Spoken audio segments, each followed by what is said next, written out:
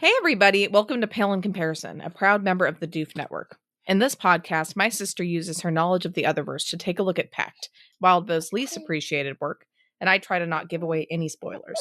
I'm Jenny, and Malia convinced me to read Worm. I'm Malia, and Jenny convinced me to read everything else. This episode, we are covering Conviction, chapters 5.1 and 5.2. Before we get into that, however, I'd like to issue a spoiler warning. This podcast is filled with Pale spoilers. If you don't know how many potential love interests Avery has, and don't want us to tell you, stop now, read Pale, and come back to this podcast. As for Pact, there will be full spoilers through the chapters we are covering. Yay, we're back! Woohoo! Yay! Yay! Before we start, do you want to just say, how are you? How's your baby? I'm doing good. I've got my baby here. I start work in about in a week from today, which I'm not super excited about, but it'll be fine. I know. So I've got baby here. So if she starts getting too rowdy, I'm gonna try to get Dad to come and take over. But he's been watching the kids all day, so or at least for a while today. Because I was doing some stuff. That's not that interesting. I'm just blabbing about that. But anyway, I'm doing pretty good. Baby's freaking adorable, and her older brother, she's very cute. And then her older brother loves her to death, which is also adorable. He just is like, baby, baby, baby. You know, he's just, but sometimes he just is like, baby, he's so intense about it. That he'll just go. He's really into opening doors right now. That's his thing, you know. Which fucking hell, it drives me nuts. But he'll go and open the fridge door, and then go open the door to the outside, and then he'll go and stick his head right in baby's face and maybe pat her head, and then he'll go and open all the doors again, and then he'll go back and pat her head. It's just his little routine, and he just loves her. It's so cute. Aww. But that was really nice because he was not super happy when we brought her home because he was like, who the hell is this? So it's kind of nice that's changed a bit. So it is nice. Yeah. How have you been? I am sick. If y'all can't tell. You are sick. It's better than it was last week. So much better than it was last week. Yay. And it's not the Rona, which is really nice. Yep. Supposedly it's not. That's what the test said. That's fantastic. It's final season at the law school. Today was our last day of class. So that's kind of horrifying, but I'll get through it supposedly. You will get through it. It'll be fine. It's gonna be fine. You got this. Right, Lily? Does Malia got this? Sometimes she says stuff on cue like that, and this time she didn't. Sometimes she doesn't. Sometimes she doesn't. She's just stoic, right? For the last 5 seconds, and then indeed we'll see how it goes.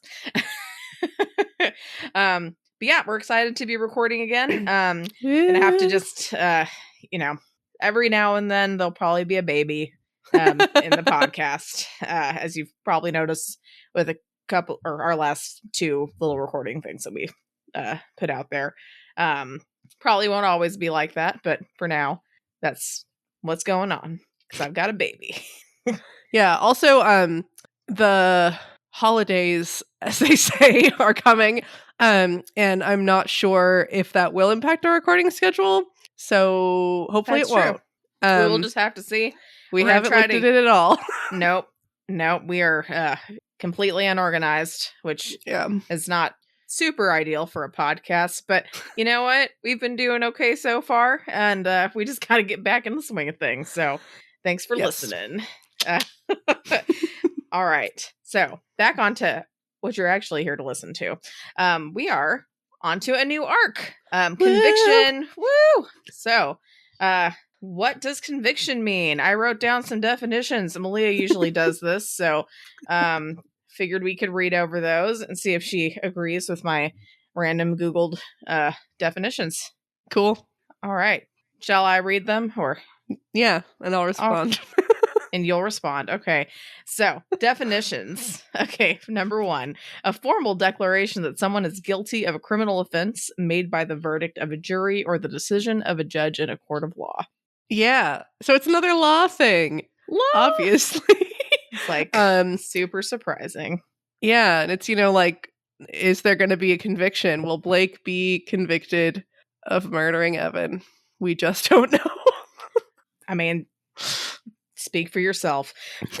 But anyway. I just don't know. All right. Second definition, a firmly held belief or opinion. Yeah. I was thinking that it was funny that in these chapters, like, the whole lying thing is obviously a really big deal because they ask him, like, do you see ghosts or whatever? And he can't say no. And like, that's just sort of a funny, like, they not only do they have like experiences practitioners, but they have to say the truth-ish about them. And it just sort of made it funny that he couldn't be like, nope.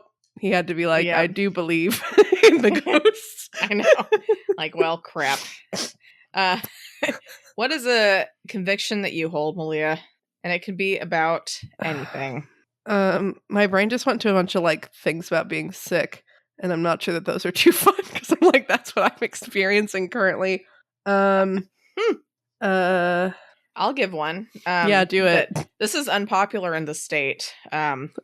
But I am not. I mean, I think pickles are fine, but they're not. I feel like pickle juice does not belong on shave ice. What does it have to do with Texas?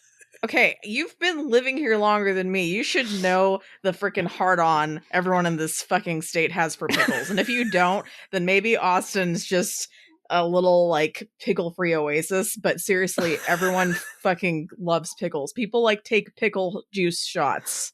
And if, like, you knew that, right? I have heard of the pickleback, yes. Yes, pickleback. And this is another, like, controversial statement, but I would rather listen to Nickelback than have a pickleback. So I actually really like Nickelback. Yeah, I do too. I feel like they get a bad rap.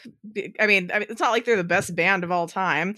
Sure, they're sellouts, but whatever. They're somewhat enjoyable to listen to, except I hate Photograph. Like, that was very overplayed.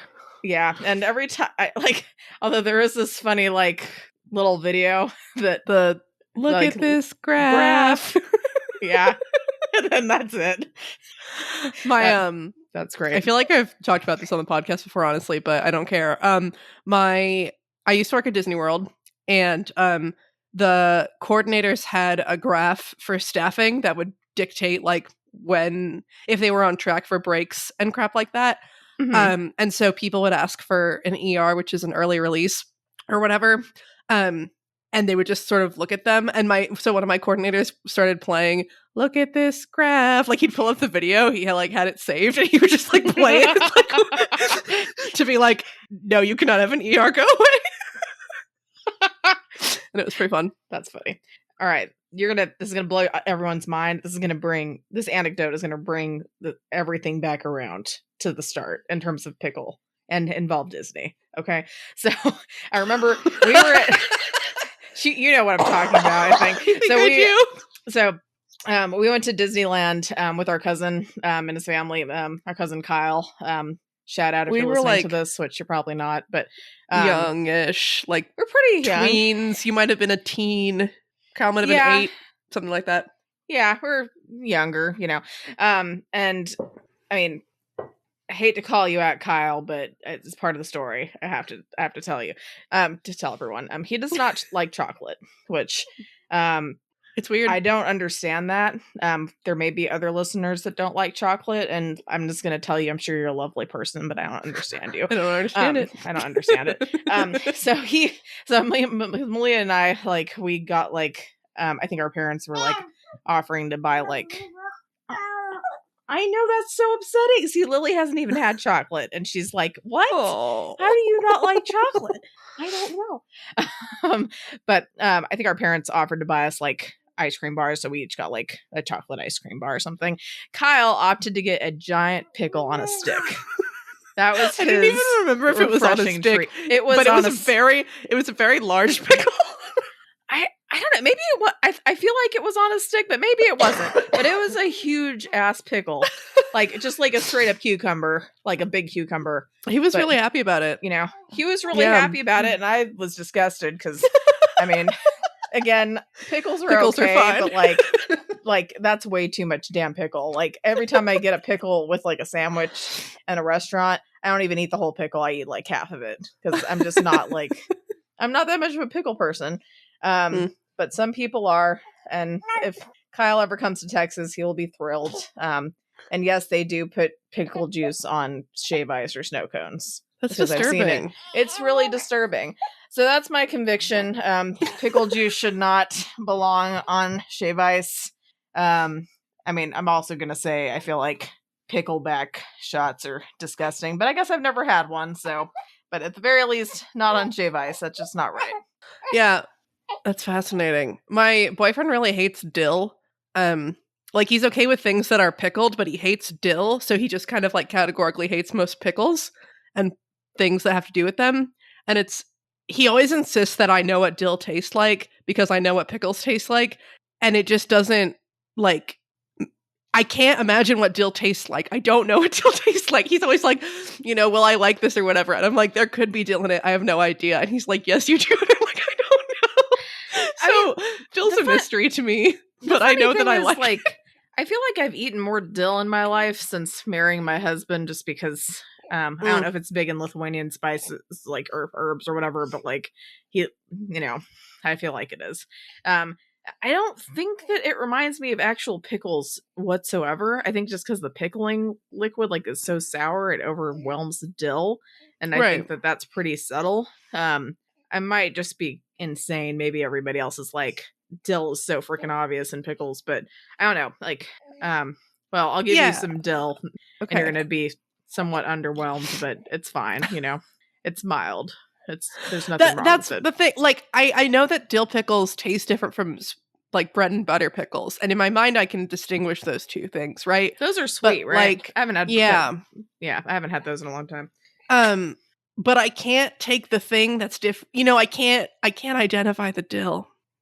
What's the dill with dill? Stupid. I have to write that down. So okay. Stupid.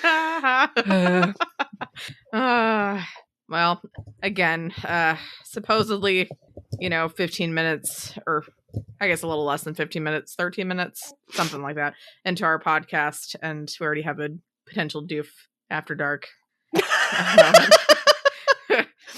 We're gonna stop doing this in the middle of the podcast. They're all gonna be Disney related. We should just make a Disney hashtag Disney bonus show. Yeah, I mean the pickle thing. I don't think many people would have guessed that would have swung Disney like in two different ways. Insane. Yeah, actually, yeah. I'm sorry if any of you hate Disney out there. I know that they've got their issues as a corporation. Totally, yeah, for sure. Yeah. All right, back to my definitions of conviction. Let's see. Number 3, the quality of showing that one is firmly convinced of one believes or says. Yeah, I mean, I thought of conviction like Blake has conviction. I thought more like determination, kind of. Like, fuck yeah, he's gonna do it. Like, Blake will go to whatever fucking ends are necessary to do the damn thing. And he does those things. That's right. All right, you added the last 3 definitions, and then I had a couple other things to say on conviction, but I can keep reading them if you want. No, well, these are just sort of like notes that I was doing when I was thinking about conviction. Yeah, so some of this stuff, I mean, like, conviction reminds me of prison, and like, lol, he's in jail, and then like, convict is like a word I pulled out, and I was thinking about Blake as like homeless and being ostracized, and that stigma, and that's similar to like what convicts face, and many convicts are homeless or like whatever. And like, as a practitioner, his life is altered forever. Like society will treat him in a different way, in the same way that like a convict's life is just sort of fucked forever. Like, practitioners can be okay, but it's just I don't know. Those were ramble thoughts. Hey, that's fine. No. Sorry, distracted by baby. She's like, I do not want milk anymore. That is her conviction. She is done for now until a minute, and then she might decide. Until soon. Oh, okay, guys, this is a problem. I'm just going to tell you. It looks like baby's going to try to sleep, which is a problem because I'm talking. She sleeps through Miko screaming. Yeah. So what'll that say if she wakes up about my voice? Interesting. Either that it's worse than Miko screaming, or that she kind of needs Miko screaming. But I wish you could see her little face. Can you see her face, Malia? A little bit. It's pretty cute. She's fucking adorable, guys. Like, she's really cute. Anyway. Okay, back to conviction. So let me see. I wrote down late Middle English. So it comes from Latin convictio, which I guess is a noun, which is from the verb convincere. I'm probably not pronouncing those right, but convincere. It's not that. Convincere. Yeah. Latin's pronounced weird. We're Catholic, so we do like the Italianization of Latin, which sounds prettier. And Ben gets annoyed constantly because he took Latin. Oh, he probably would. Well, sorry, Ben. Convincere. Convincere. Last but not least, possibly the most important, important bit of conviction. It was a 2010 film starring Hilary Swank. Here's the synopsis. A working mother puts herself through law school.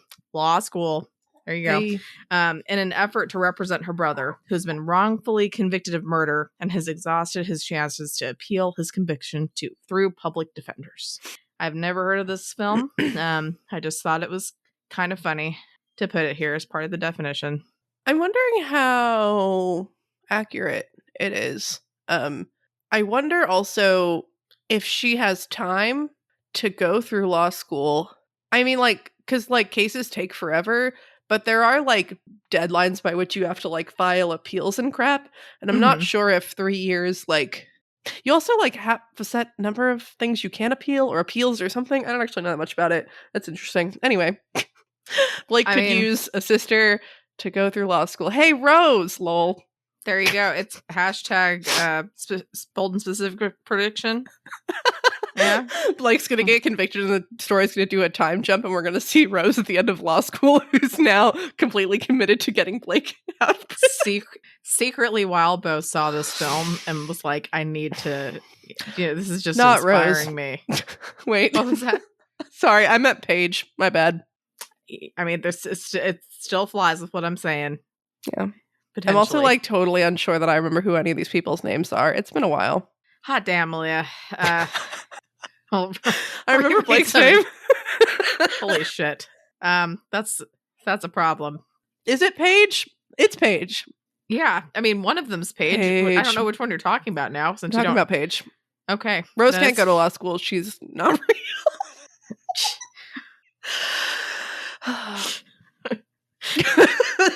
It's like my first thing was to say, I'm dying. Don't die. You got it, baby. All right. I'm going to continue trying to talk while trying to avoid waking up my child. So we're going to move on to chapter summary. Blake is arrested and interrogated by police. He meets Officer Duncan Behame, Laird's nephew. Yes, thank you, Malia, for that. Blake is brought into custody overnight. He speaks with Evan. Hopefully Malia remembers who that is. I remember Evan. Okay, good. Who convinces Blake that he wants to continue helping him. Blake asks Evan to scout the area, tries calling for the Knights of the basement, then he goes to sleep. Next morning, wakes up, is called by the Knights, and is able to do much better through the next interrogation. The police agree to let him go, but Duncan fucked with time and set things back, that motherfucker. Then Blake used a shit ton of blood to call Rose to him for help. So we'll start with Blake being cuffed and taken to the station by police while Evan watches. Yeah, this was a lot. The way he talks to the police makes it kind of clear that he's had interactions with them before. He's very calm. He speaks very clearly and slowly, and he narrates things that he's saying and doing, and he asks for confirmation that they heard him, and it's just really sad. That he knows he has to act this way. Like, this is not a normal interaction. Like, he's like completely it's like he has to be like this to not give the cops an excuse to hurt him. Mm-hmm. And that sucks. It does. And kind of makes you wonder, is he acting like this even more because his karma's so bad? And he knows he's going to be taken worse, or is it just like this is how he was treated? Or I don't know. Like, I guess you could kind of make a comparison to when he was homeless in terms of like, right now he's not homeless but has bad karma, because people who are homeless tend to be treated pretty terribly anyway, by most people. I mean, or at the very least, just like people. I mean, I've been guilty myself of this. Like, it's kind of hard to like, or if you're walking by homeless people, just trying to avoid eye contact, you know. And I've heard that can be very lonely. As people, it's like people don't even recognize you as a human. So I'm just wondering, I guess like how similar that feels for him. Just this bad karma, you know. That's interesting. Yeah. I mean, to me, it was like, oh, he's done this before. Like, he's learned how to do this. Because it wasn't just the like trying to be polite or whatever. It was like verbally dictating exactly like where any sharp things were, and like like asking for that confirmation that he had heard him, so he couldn't accuse him of like whatever later. It was just like, ugh, like I hate this. Yeah, it's like, saying concealed weapon. I'm like, he told you where they were, and right, and like I was like, I mean, I don't know. Just the way that sounds makes it sound really bad. Whereas like a pocket knife that like teenage boys carry around to be cool is a concealed weapon, you know, like but it sounds like a gun, right? Like it just, I don't know. And like you said there were needles. Like, no, he didn't say there were needles. Like, you're assuming things, you're projecting things onto him that he's like an addict and homeless and things, and like that sucked. Oh my god, and he opened the locket. Oh my god, we don't have the locket still, so we don't even know. I think the glamour is probably still there, but I don't know. I just, I guess we'll see. I mean, it's not like there was a little pocket in there, you know, to hold anything in. I guess it was kind of like growing around it a bit, or growing out of it. I don't know. It just, I don't know. Yeah, well, we'll see. It was super fun. Blake is interrogated by the police, most notably Duncan Behame. He meets his lawyer, who isn't optimistic about his chances. So I am sad to say I didn't realize who Behame was, or who Duncan was, the first time I read it. Like, it wasn't until they said Behame where I was like, oh fuck. And I don't remember if like, I mean, I got it around that point, but I was a little bummed that I didn't figure it out. But it was just the different stages of the interrogation are really interesting, when like Blake doesn't know and is just trying to be kind of careful, and how awful the cop is. It's just like, I mean, it's interesting because theoretically they're trying to, like, if Blake had brutally murdered a child, right, it would be very easy to be like, oh yeah, like get him, like wear him down, like get him to, you know, confess or whatever. But like, that's, well, one, he knows that Blake didn't do it, which is gross. And then two, like, this shouldn't be how you convict people, especially because like it's so flawed. The psychological manipulation and different things that cops do doesn't produce honesty or truth. Cops are they can lie to you, which right.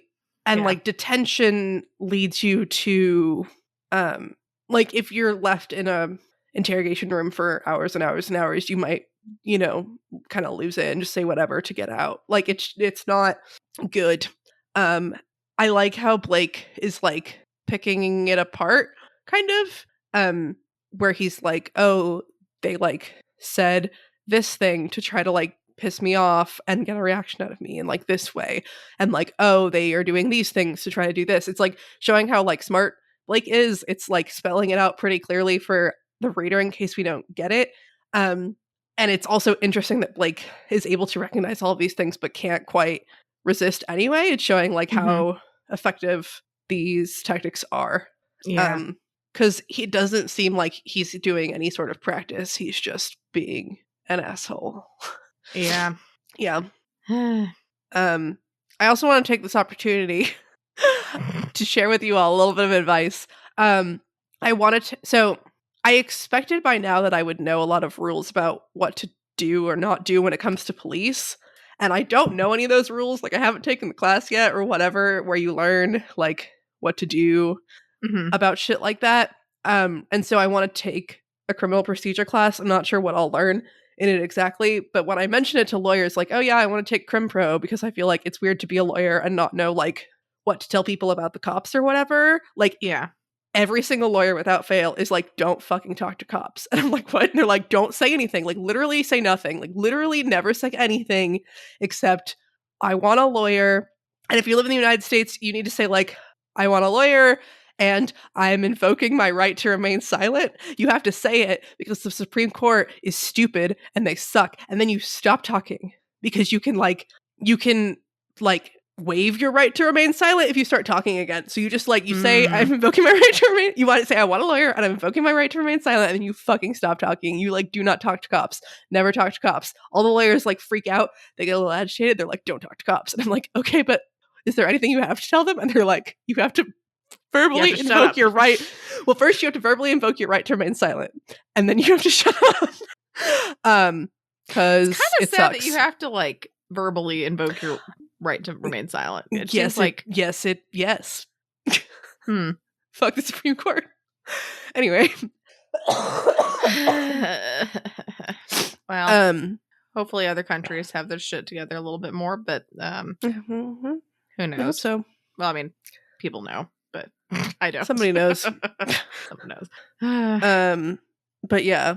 So Blake not talking is a really good thing, and them being like, oh, this part isn't even that big of a deal. The big part was all the other shit, and this is a formality. I'm like, no, that's a lie. This is a big deal. Don't fucking talk to cops. Yeah. Blah blah blah. Cops.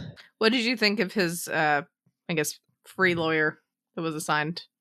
Oh, I think at first I was like, is this a trick? Because we find out that it's a Bahame, and he draws the rune in the fucking foam because they have a thing about coffee. You're talking about and runes. Well, I'm saying right? Right. So you figure out that Bahame is a cop. Yeah, a cop is Bahame. Yes. And then I was on edge, right? And then so I was like, is she a practitioner? Is she his lawyer or is this a trick kind of a thing? But it seems like she is his lawyer and it wasn't a trick.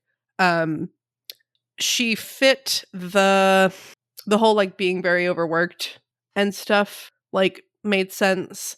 I don't really know how that works in Canada in terms of public defenders and stuff. I'd be surprised that this would be her first murder trial. I mean, murder's not incredibly common, but she's in her 40s and presumably she's been doing this job since she got out of law school. That was weird.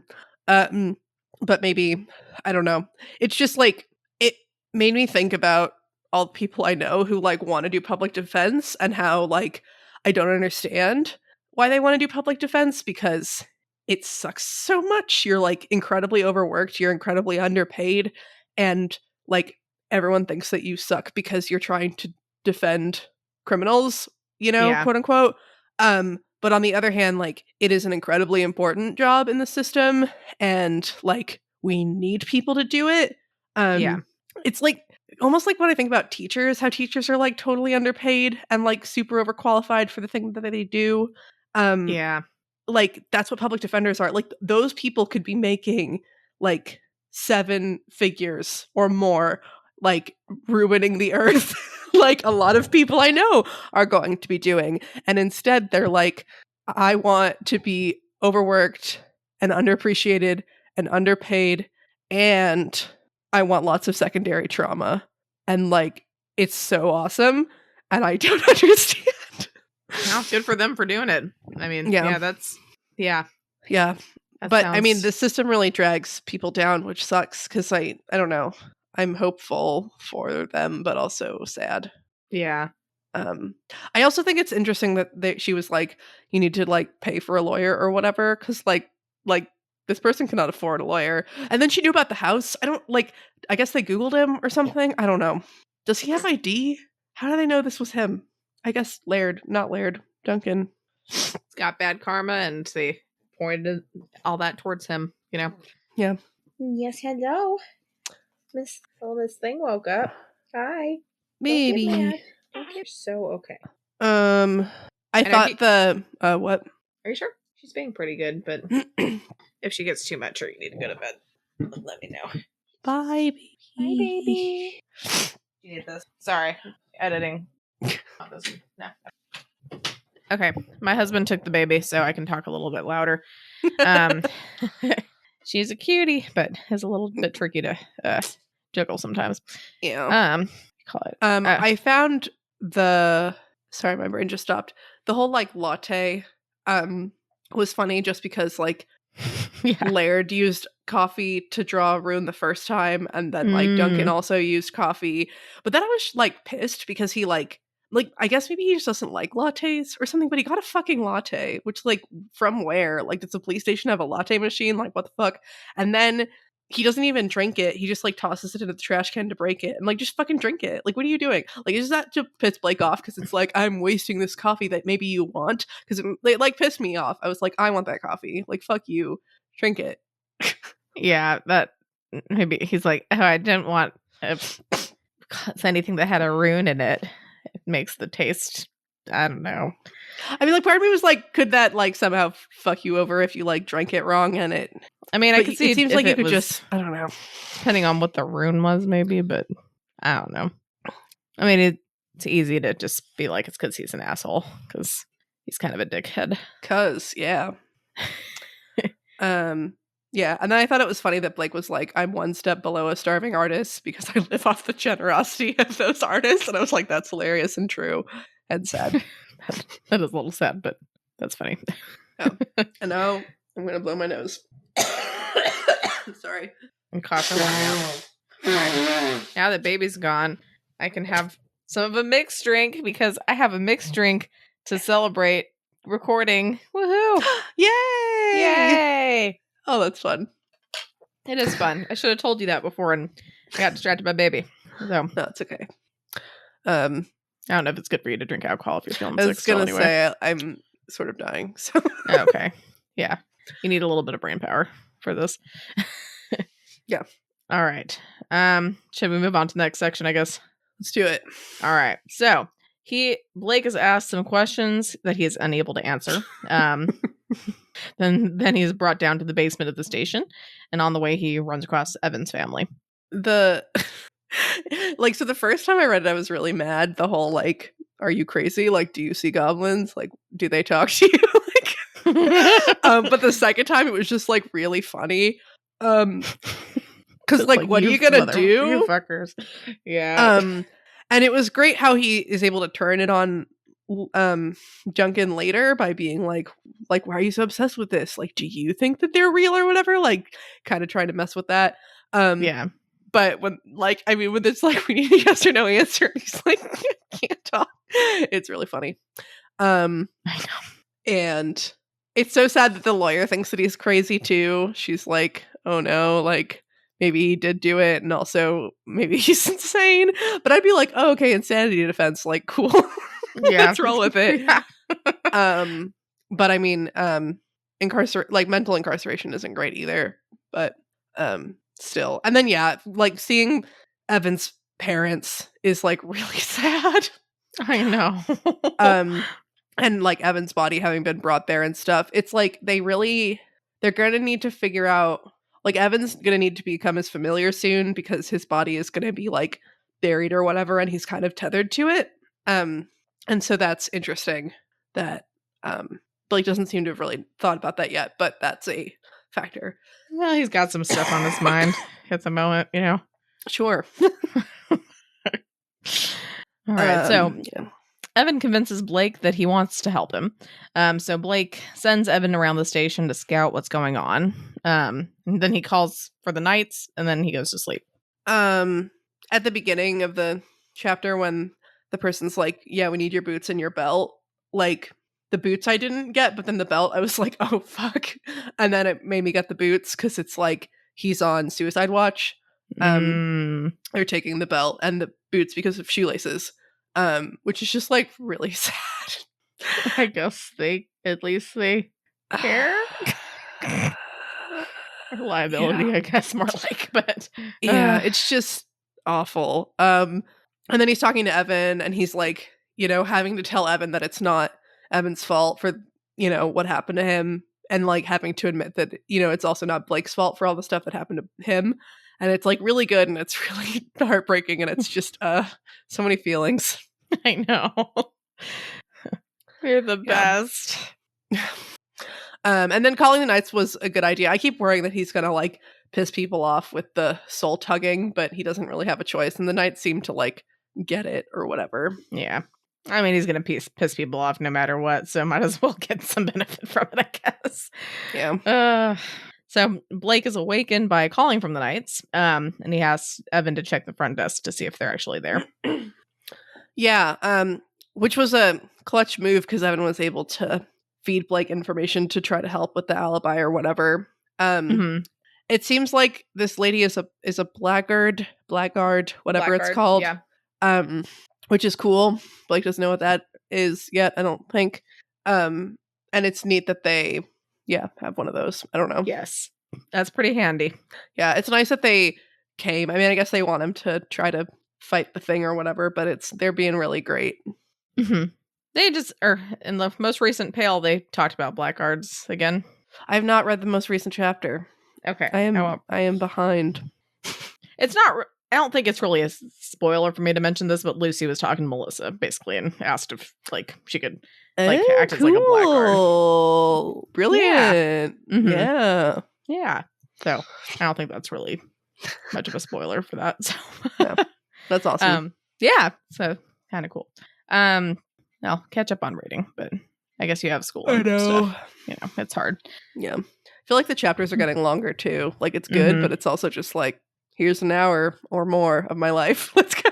I mean, I kind of love it, though. Yeah. It's funny because I've heard it passed Ward in word count. Is that right? I think so. So it's the longest officially? I believe so. It's insane. It's crazy. I love that he loves writing the story so much. It's really, really fun to read. Yeah, it's so good. Yeah, like Worm was great and Ward was great and everything, and obviously Pact pretty great too. But Pale's my favorite. Yeah. Yeah, all these other ones are great, and Pact is pretty great. So anyway, Blake is brought back for more questioning, but he's able to think more clearly this time. The police actually agreed to let him go, and then Duncan drew a new diagram. Yeah, it's amazing what sleep can do for people and like how important sleep is. And also like Evan being there helping him is really great. And then, I mean, Blake just does like super well. He's able to like figure out what Evan is saying because half the time I'm like, what the fuck is Evan talking about? And then it's like, oh, okay, Blake understands. And Evan's adorable and great. And he manages to be like, yeah, Duncan, fuck you. You're not supposed to be here. Bye.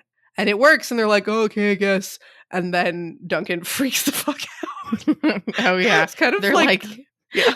They're like, you're going crazy, man. Like, they're like, he wants stuff. And he has all the spirits or whatever. I'm like, it seemed like Blake thinks that maybe they're like implements or familiars, which was interesting. I thought maybe they were just spirits. But yeah, that was a lot. And kind of great and ridiculous. Kind of great. Yeah. And then it's like Blake fucking woke up again. Time seemingly reversed to when the Knights showed up. Duncan kept sending all possible help away and was trying to basically hunt for Evan, it seemed like. Blake told Evan to go look for the spirits that had accompanied Duncan when he drew the diagram. And then Blake used a ton of blood, his own blood, to call Rose to him. Yeah, for some reason I didn't quite understand either time.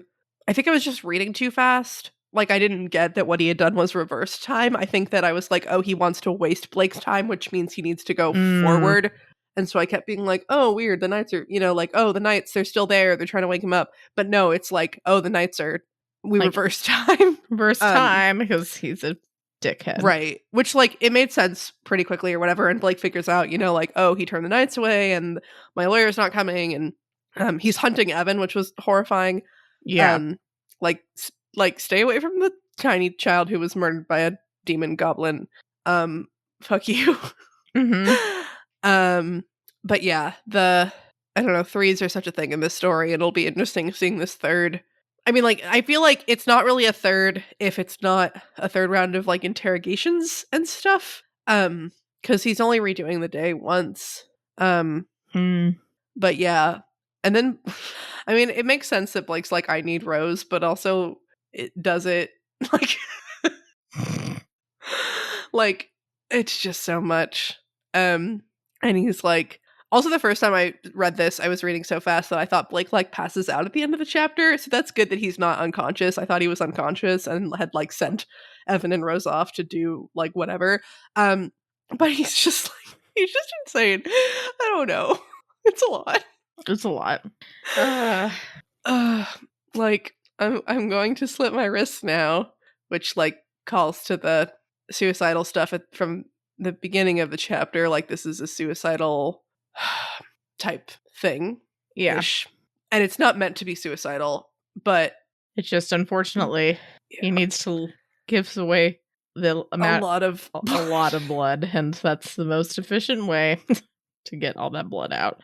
Yeah. And it's, like, interesting looking around his cell and stuff. Like, he couldn't find anything sharp or anything, because, like, they don't want him to have a weapon. They don't want him to, and it was, yeah. But yeah, and then Rose shows up and it's like, the last thing she remembers is them visiting the Sphinx at the university. And he's like, Rose, meet Evan. Evan, meet Rose. I'm like, I can't fucking deal with you. I can't with Blake. And then, like, Evan's so fucking adorable and says, like, the monsters got you. That was so sad. It's so cute. And he's like, I got me. And I'm like, this seems like a bad, okay. And then the guy's like, oh, we need a medic. And he's like, lol, I'm going to draw a connection blocker and walk away now. And I'm just like, I'm bleeding. Well, I mean, so they're off to get the spirits and leave. I don't know. Get to see if Blake bleeds to death or not, I guess. I mean, we're on arc 5. He's not dead yet. I mean, you never know. I guess. So remember, I don't know if you actually heard that or not, but, like, for Worm, I'm trying to remember which. Oh, Taylor with the Leviathan fight. Yeah. Like, that was just pretty much luck. She could have survived through it. Just a fascinating way to write a story. Kind of fun, honestly. I'm like, that's a kind of cool creative way to do it. It's like, literally, like, whatever the dice tell you, it's the way you got to do it. So it just was meant to be. Taylor meant to get through. I just, like, can't imagine, like, where would the story have gone? It's so interesting to think about. Yeah. It still would have been cool, but yeah, that would have been definitely a plot twist for show. All right, so now we get to talk about comparing this to Pale in comparison section. Woo! I'm not really sure about this thing. Did you think of anything that reminded you of Pale? I mean, what you wrote down was good, like, in terms of I guess I could think a little bit more just in case, but I feel like what you said kind of tracks. So basically, Malia wrote down a note basically, like, comparing Lucy's background apprehension about the police versus actually, like, seeing, Blake having to deal with the police up close, and how interesting that is. Yeah, I mean, it's just, like, I don't know, like, I'm not, like, censoring myself or whatever in this episode, but it's a little hard to talk about this without being kind of political. Or, like, seeing the police treat Blake like this is really upsetting and frustrating, and, like, knowing about the legal system, I'm like, yeah, this is very believable. Whereas, like, with Lucy, like, I feel like if you're not fairly aware about how Black people are often treated by the police and those sorts of things, like, that Black families teach their children about how to behave around police and like the risks and dangers and different things, like you maybe won't notice some of the stuff that Lucy deals with and goes through. They also have like very few interactions with police in Pale. And it's just kind of interesting to me seeing Wild Bow, like, because like when they were in a police station in Pale, like all the civilians or, you know, normies, what are they called? Innocents, that's the word. The normies. The normies. All the normies are like, you know, like zonked because of Jabber or whatever, right? So that we haven't had any like real like actual police interaction that I can remember. And it's interesting just being like, yep, here's fucking like. Well, also when the at least what do you call it? I feel like we've had maybe a couple little things, but yeah, it's nothing like impact for sure. Yeah. Yeah, it just feels like Wildbow's been thinking about these sorts of things for a long time, and he's like the way he deals with it in Pale is really subtle and really fascinating. And yeah, I don't know how much. Like, oh, sorry, now I'm getting distracted because the baby is upset. I guess it's a good thing she's not in here. So like, just kind of, I guess another comparison. Like obviously Blake's bleeding out on the floor at the end of this because he's trying to like, because that's like what he's trying to give, like to give Rose power, and like he has to, you know, give blood for magical power and stuff like that. How like much easier would it be for like any one of the protagonists to have been like in the same position in terms of like getting out? Oh, just being able to be like, hey, Kenneth, help me, lol. Yeah. Like, so much easier. I mean, well, like the Kenneteers would have just like drawn a connection blocker, and I mean, like the hard thing would have been like doing things so that Laird wouldn't, or not Laird, so that Duncan wouldn't notice, you know? But I mean, well, okay, so assuming like their glamour and stuff is taken away, they could still, with spit or whatever, probably like draw a little diagrammy thing, and because they at the very least know a lot more about diagrams than Blake does. So so they'd be able to do a lot more. The amount of times Blake just draws a fucking line as a connection blocker, I'm like, goddamn, someone teach him something. Like, please. I mean, yeah, he's doing his best with what he's got, but he is. Yeah, it's rough. Yeah, but that's true. That's like the most common thing that he draws is like a fucking line. It's a line. Yeah. Yeah. And I'm like, it works. It works, but yeah. He another thing I just thought of is like Lucy has been taught how to behave around police through her experiences as a Black person, and like probably her mom and Booker and whatever. And like Blake is like similarly had experiences as part of a marginalized class in society. Like Blake would understand a lot about Lucy that Verona and Avery probably don't, which is interesting. And honestly, realistically, at least Verona and Avery, I mean, hopefully Lucy, just because, but I don't know. I mean, at the very least, Verona and Avery would be probably being treated a lot differently. Yeah. Because they're little white girls, you know? Like, you're probably not going to be treated super like... They don't look like homeless. Yeah. And 20-year-olds or whatever, yeah. Exactly. And yeah, I don't know. I guess Blake's life sucks, basically. That's what we're saying. So, yeah, last week when I had to delay the episode because I was sick, someone, Elliot or something, put in the chat like, oh, like you're too scared to keep going or something. I don't remember, in Discord. And I was like, oh, like if I don't keep reading, nothing worse can happen to Blake. So sorry, Blake. I've doomed you. Well, it's all right. Had to happen sometime at least. Yeah. All right. Now, I'm curious to see what you have. But we come to Malia's bold and specific prediction section, where she has to make a bold and specific prediction. Woo! I mean, at first I was like, oh, that one woman who's part of the Knights is a blackguard, but I'm like, that's lame. That's not bold. So I'm thinking that's like more of like a specific implication.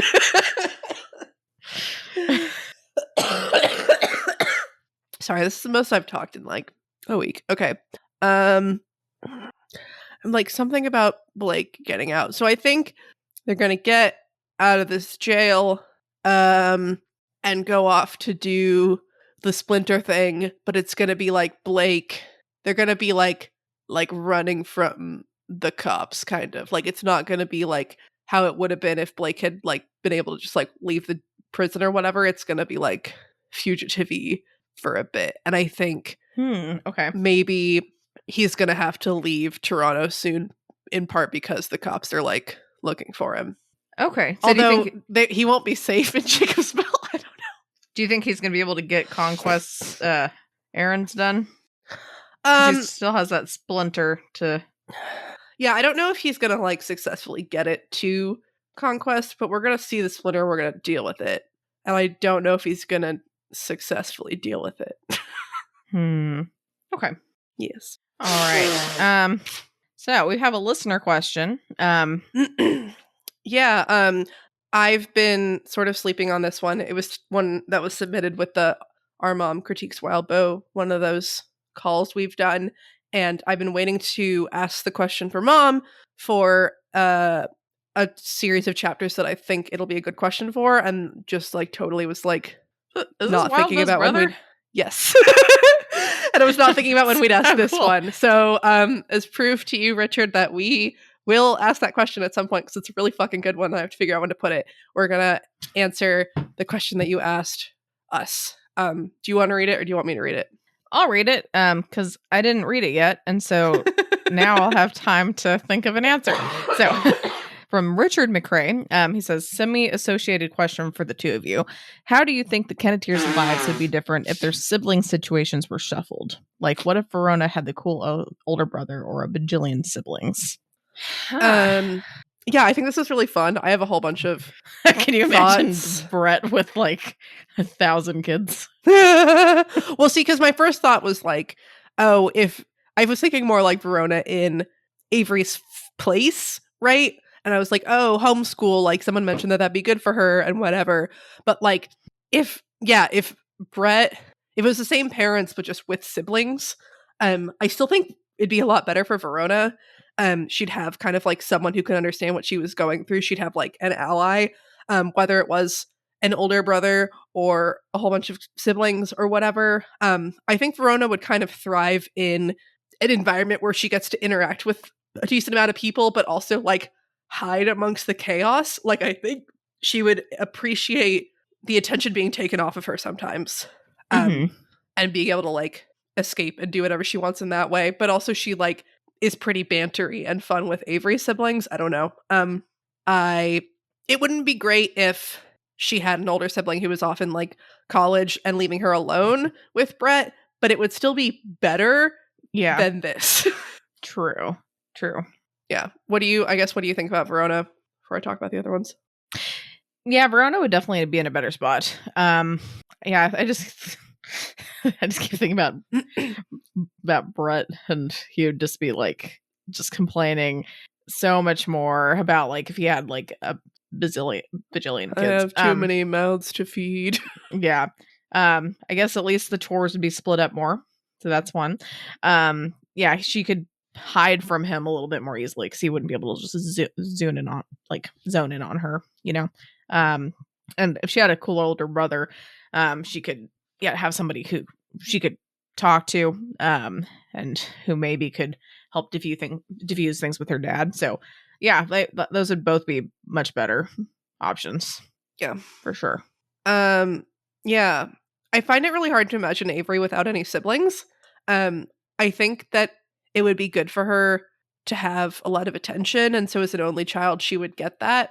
And I think like Connor and Kelsey would be like able to be more attentive and things, obviously, if she was an only child. So like in that way, it could have been better, but it's really, I don't know, it's really hard for me to like, it's kind of heartbreaking to imagine that she doesn't have all of those siblings. Like Rowan is a dud, but Sheridan's great, and she needs to fix Declan, and fucking Carrie is nuts. But it's like, I think she learns a lot from her siblings in terms of like how people are, and like I think she's learned a lot from Rowan and Sheridan's mistakes and flaws, and like the people around them, like seeing how her dad treats Declan, she's like, no, that's wrong. And like being like with Rowan's girlfriend and being like, oh, she could do so much better. I don't know. It's Yeah. yeah. Interesting. I mean, I mean, frankly, yeah, this is nothing against Avery's siblings or whatever, but like Avery would have been doing a lot better in either one of those situations. I think if she was the only child, her parents obviously would be paying mostly attention to her, so she wouldn't have gotten forgotten or pushed under the bus. If she just had the one like big older sibling like a Sheridan or like Booker, she that's a lot of support right there that she can get, and that's like someone as a confidant. Whereas, I mean, she got kind of trampled and forgotten very easily, Right. Like I was rereading I'm basically trying to get Vitalis to read Pale, which I'm realizing like so this is what I did. I like was we my mom was here for a while and so we got to go. She was nice enough to get us a hotel in Austin. So we went and stayed the night there, which was fantastic because it's kind of nice to get a full night's sleep. But when we were driving back, I was like, I'm gonna read you some Pale, dang it. And because I've gotten him to read a little bit. But I read like the Awakening chapter basically. Which holy horseness. That was a lot to read. But looking back over at Avery's when she was talking, I don't know if you remember that too much, because I kind of forgot a about little bit. this. But she was saying that like she started playing like a game just to see how many like how long she could go without like basically saying like the fewest amount of words possible to anybody. Like going without saying more than like a one word response to people. And like at first it was like, oh, I made it like, a couple days and a week, and then she was like, I got to like 56 days and I stopped counting and it stopped being like a fun game. I don't remember if those are the exact numbers, but it's basically like, wow, that is really, really sad. And I mean, if she had either one of those scenarios, like you could tell her parents care. They're just crazy busy. Like she would have been much happier and she probably wouldn't have awakened whatsoever. Same with Verona. If she had like her, like the way that her life is, like if she had those different sibling situations, she probably wouldn't have needed to awaken either. At least, or I mean, maybe, but like it would have been better. Frankly, the only like Lucy is the only one who I think like it wouldn't have changed much. No, I think it would have been worse. Oh, interesting. Yeah, I think that I mean, having a bazillion kids, especially with like single mom, as awesome as Jasmine is, that's kind of insane. Like that would be really, really hard. It's like Lucy's got a great mom and a great older brother, and she still was like being pretty close to wanting to like, or I mean, she basically like was a candidate for awakening, right?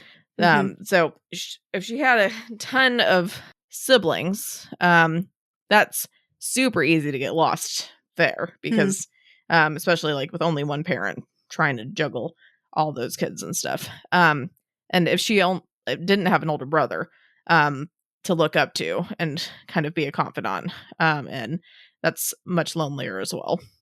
So I think she's the only one that like had something to lose from switching up her family dynamic, where Verona and Avery both would have had it better, in my opinion. Yeah, that's interesting. I agree that it would be really hard for Lucy as an only child. In some ways, like I forget about Booker. Like if I think about it, I don't think, oh, Lucy's an only child. But like because he's at college, she is alone so often, and she and her mom are just, like they're one-on-one. But definitely growing up, it would have been a lot harder. And she does rely on him still for a lot of things. Yeah. Part of me was thinking that like depending on the timing, having a couple of extra people around the house would be nice for Lucy. Like if there was a sibling between Lucy and Booker who like maybe could have helped care for Lucy with Booker if they were old enough when like Jasmine had to work and stuff, they could all take care of the house more. Like there would be one more Black person in Get It. Those things could all be good. But I could see that like being a single mom to more children is probably much more difficult and exhausting. So that wouldn't have necessarily been good. It probably would have been impossible to not have one of the kids basically help raise your kids, right? As well, right? Like, I know my husband; he's the oldest of 4, and his dad was deployed for I think a year or 2 to Iraq. Oh, wow. And he actually because over here, I think it's like that in all the states for your learner's permit, right? Is that the same in every state? 15? The age? Yeah. Not exactly, but it's Not around exactly. then. Yeah. Okay. Well, I don't know. But he basically like had to apply to get like a learner's permit even earlier, like a year earlier, wow. because he needed to drive the kids to school and everything. And because his mom was working all the time, so he basically had to raise his 3 little brothers, you know. Right. And so I mean, they have like a good relationship and everything, but I just know it was hard. And so like I could see that being really difficult on Lucy and Jasmine. And I mean, it's not like it would be all negative. Sure, it'd be nice to have a couple extra people to talk to and relate to and all that for sure, but I think that would be pretty difficult. I don't know. That's true. Yeah. Okay. Yeah.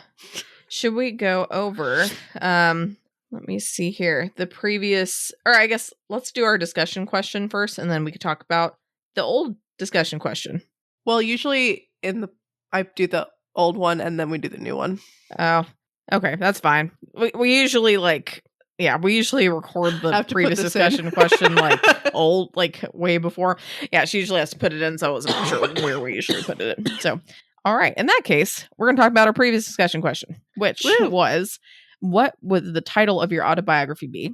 And based on your singing, would you be more likely to be a part of the angelic or demonic choirs?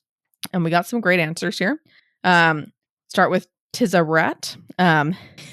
They say their autobiography would be titled a Cautionary Tale, the Indecency, Indiscretion, and Insanity of Tiz-a-Rat.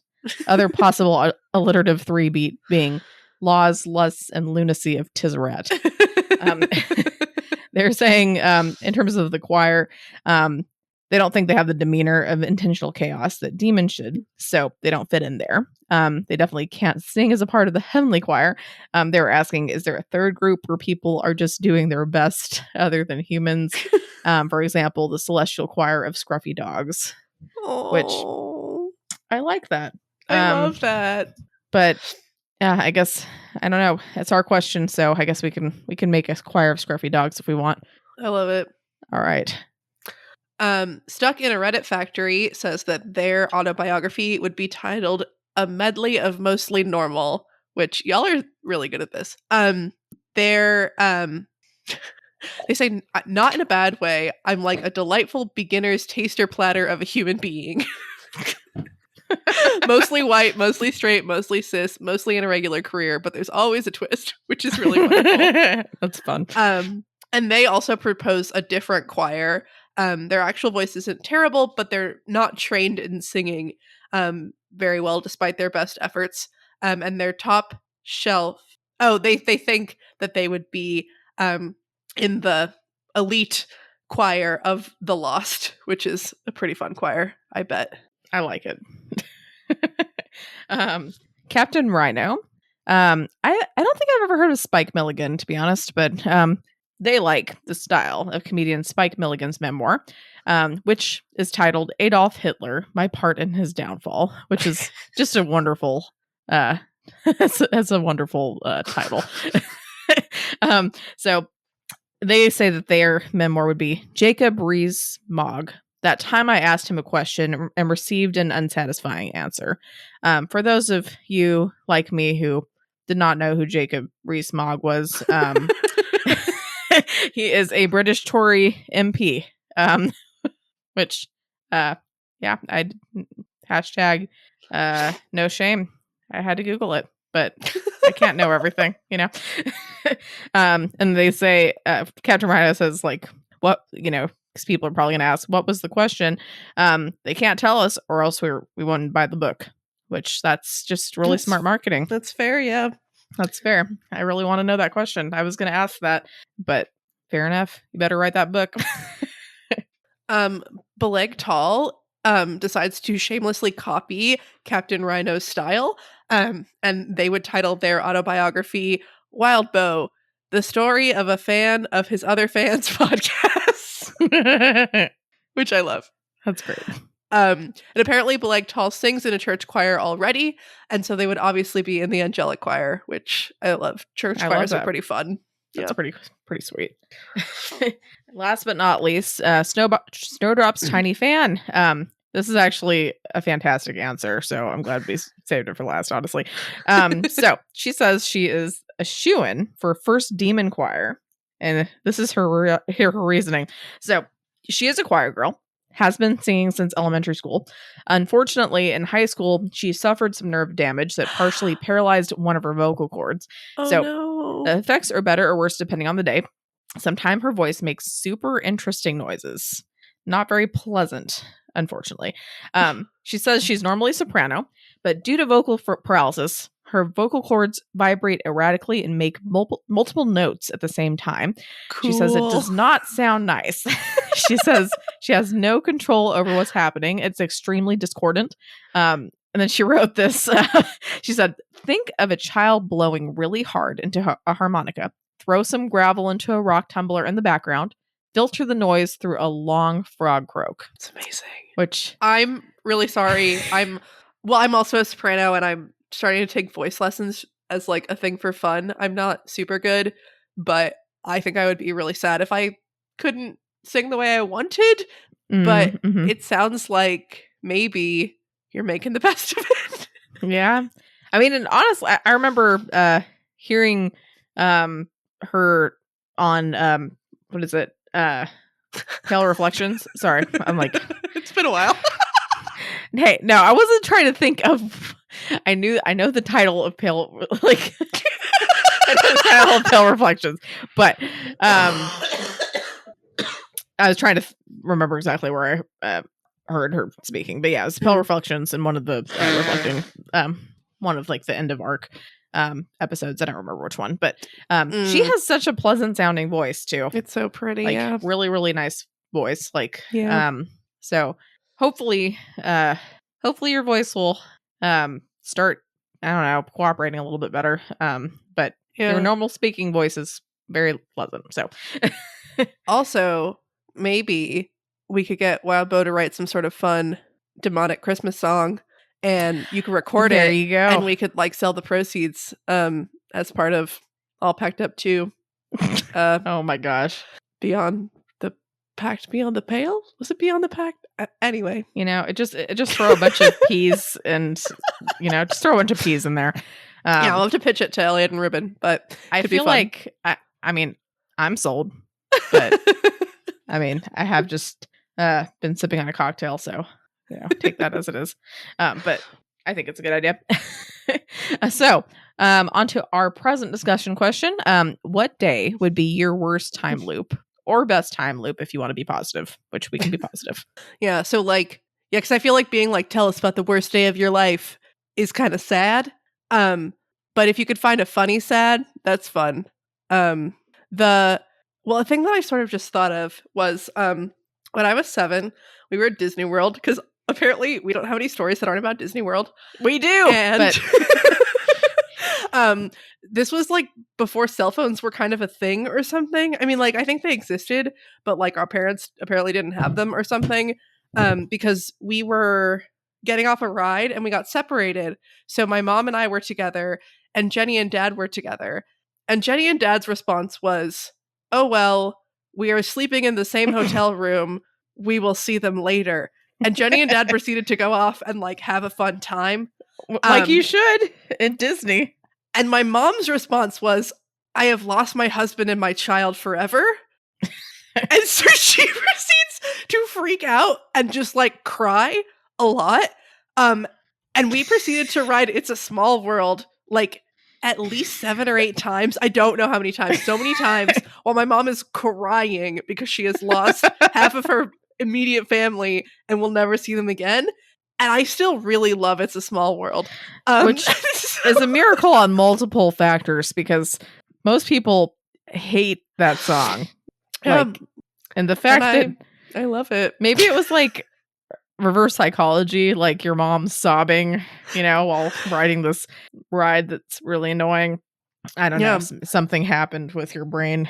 Something, yeah. I think at some point the cast members might have just let us like stay in there while my mom continued to cry about her missing family. They're probably just like, I don't know what to do. Sorry for calling mom out like this, but so I just in terms of like time loops, that day it's was not the first and it won't be the last time. Let's be real. Yeah, but I at the time I didn't really like exciting rides. I was afraid of everything very easily, and so like It's a Small World was very much my jam. Yeah, I mean, I never minded it that much. Kind of like pickles, it's fine.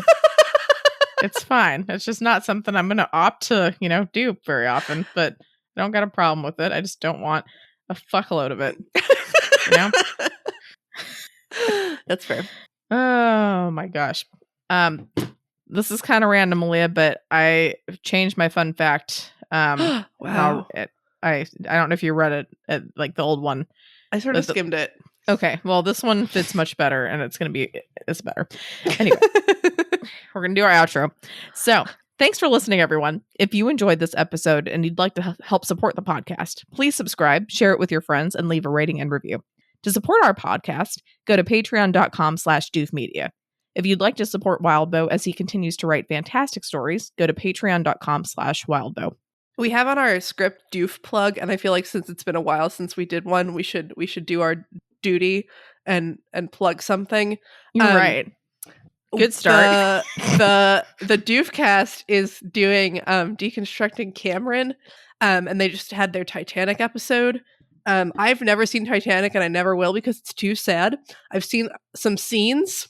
I remember it was playing at a birthday party when I was like 6 or 7. I definitely wasn't supposed to be watching it, but it was just like, it was on. Oh yeah, you definitely shouldn't have been, because I think you got traumatized from like the drowning scenes. I was like in another room, sort of. Like I definitely haven't like full on seen it. And again, like I can't. It's too sad. The fact that it's real is too sad. Nevertheless, I knew about the door meme, and Matt and Scott think all of you who think that Rose like should have let Jack on the door are wrong textually, and you should listen to that episode. And then, I mean, I would say fight them, but honestly, they're right. So, and we're not saying that Scott and Matt do a duet of "My Heart Will Go On," but we're not saying that either. Okay, so you have to listen to find out. If you, gotta listen to find out. See which choir they belong to. Yeah. If you subscribe to our Patreon, there's a decent chance that you can get them to do it. They're gonna be so pissed with it. Hey, but you know what? Yeah, if anything for our listeners, anything for our listeners. If we get enough new patrons, we aim to please. So, and yeah, they're not gonna be super happy that we volunteered them for that. But you know what? They'll be okay. They'll be anything okay for the listeners. Yes. Anyway, you can follow the pod on Twitter at Pale Comparison, or send us an email at paleincomparisonpod@gmail.com. Keep an eye out for our Reddit thread in r/parahumans, where you can answer our discussion question and share your thoughts on this episode. In addition, if you'd like to see all of my predictions laid out, check out our episode description for a link to a prediction tracker, which I said I would update during Jenny's maternity leave, and then I didn't. So somebody bother me about it, if you care. Also, it seems like this was perfect timing, and my voice is dying. Okay, well, perfect. In that case, I will give you our fun fact, which is much more relevant to our podcast, I feel like, this episode. In 1885, a brawl between clowns and the fire department got the entire Toronto Police Department fired because they refused to intervene and helped the firemen get revenge after being beaten up by the clowns. So, but wait, I'm trying to parse this sentence. Is it first they didn't help the firemen and then they did help the firemen? Or is it that the firemen got beat up and then the firemen were like, hey, come help us beat up the clowns? And the police were like, no. And then they all got fired? Because it feels like that's fucked up. Okay, let me go into this a little bit more. So I opened the link. It feels like the police should not be fired for not beating people up. Well, no, I think it's like the police were supposed. Okay, so just looking at that fun fact, like if clowns and the fire department are fighting, the police department should hopefully be like, "Hey guys, stop fighting." Sure. At the very least, they shouldn't take sides and help beat one of the sides up. Right. So what you're saying is, number one, they did not stop it, and then number two, they helped the firemen get revenge. Beat up the clowns. I believe so.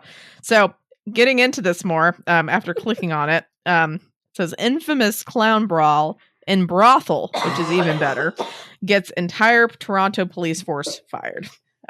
So it was in a brothel. Oh, cool. Yeah. Yeah. So it sounds like a joke, like a clown and a firefighter and a cop walk into a brothel. You know, like what the fuck? Yeah. So the circus was in town, I guess. So there are a couple of firefighters. There's not just a bunch of clowns that are stationed. No, the SB House Circus was in town, and some of the clowns went in to the brothel. That says, however, when not wearing makeup, they were far from being wholesome entertainers who do balloon animals at children's birthday parties. Many were vagabonds and criminals who came from rough upbringings. A lead clown. They weren't wearing their makeup. What was that? It's a bummer that they weren't wearing their makeup. I mean, it just says when they weren't wearing the makeup, they were far from being wholesome. It doesn't explicitly say they weren't wearing makeup. So take it as you will. But it says a lead clown, known only as Myers, was flirting with a woman when a drunken fireman named Fraser walked by and bumped into Myers, knocking his hat off. Myers thought it was intentional and asked him to pick up the hat as a show of respect, and the belligerent fireman refused. The presence of attractive women and alcohol only heightened their pride. It gets even juicier, Malia.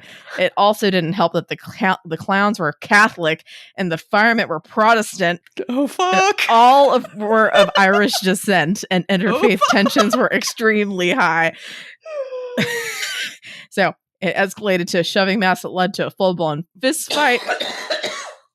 Myers' fellow clowns jumped into the fight and gave the firemen the beating of their life. Knowing they were outmatched, the firemen fled the bar. That should have been the end of the incident, but the firemen's pride was wounded. Getting your ass kicked by clowns, that's a tough pill to swallow. So they were members of the Orange Order, which is a fraternity-like organization that included the police department.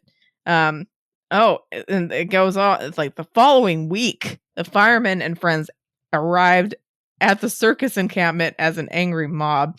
So they were planning to leave, like the circus was, but the mob surrounded them and demanded that the clowns be turned over. So knowing it was really dangerous to the employees, the circus refused. That led to a brawl with rocks and debris being thrown in both directions. And then the firemen, in an extreme display of irony, set fire to the circus wagons and supplies and assaulted some circus employees. So later a militia arrived to break up the violence. And I guess the mayor launched an investigation. When asked, the police all had amnesia about the event, saying they couldn't identify anyone involved. And the mayor knew all the cops were lying, and he was pissed. So, well, that's fair. That's interesting, man. That was more more reading that than I expected. But basically, the brawl with the clowns became the tipping point that led to a new police commission. So they basically fired all police officers and started from scratch because no one would identify who was involved with the raid on the circus. That was a wild That sounds ride. like justice. Good job. It does. Maybe they should do that again. Not get in a fight with the fire department and clowns. But you know, I'm dying. Wow. You come for entertainment and you leave with knowledge, ladies and gentlemen. So you're welcome. Our gift to you. Exactly. Our gift of random shit you'd never know. And I literally found that out about 30 seconds before reading that fact out, which shows my commitment to preparation. Indeed. To be fair, I did have a different fact, but this is just too good. It's too funny. So it's pretty funny. Anyway, hope that you guys enjoyed our podcast. We are going to do our best to get back on the schedule and try to start releasing these regularly again. So sorry about the long wait and appreciate your guys' patience. Yay! Yay! All right. Bye. Bye, guys.